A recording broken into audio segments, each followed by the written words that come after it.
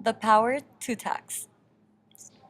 The Constitution gives Congress the power to lay and collect taxes, duties, imposts, and excises, to pay the debts and provide for the common defense and general welfare of the United States.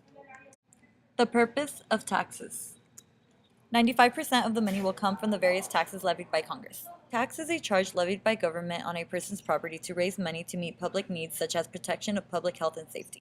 Limits on the taxing power. 1. Congress taxes for public purposes.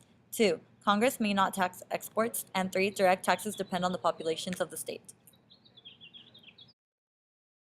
A direct tax must be paid directly to the government. Indirect tax is one paid first by a person and then to another. The currency power. So English money was used until the Revolution, and then the Second Continental Congress released some money, but it was practically worthless.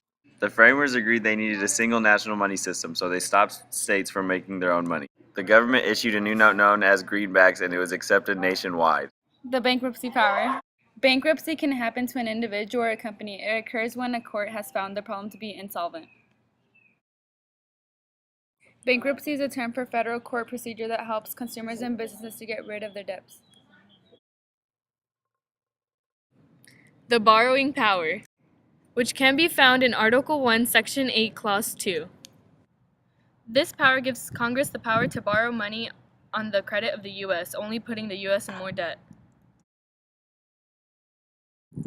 Congress gets the benefit of not having any limits or restrictions to the amount of money that they can borrow. But there's a public debt, which is money borrowed by the federal government and not yet repaid, including interest. As of 2006, there's a public debt of $8.5 trillion, putting the federal government in deficit financing, where the government spends more money than it takes each year. The commerce power. The power of Congress to regulate interstate and foreign trade. 4 limits that are 1. No tax on foreign trade. 2. State ports can't be favored over others. 3. Vessels cannot be obligated to perform duties in other states. And 4. Can't interfere with slave trade.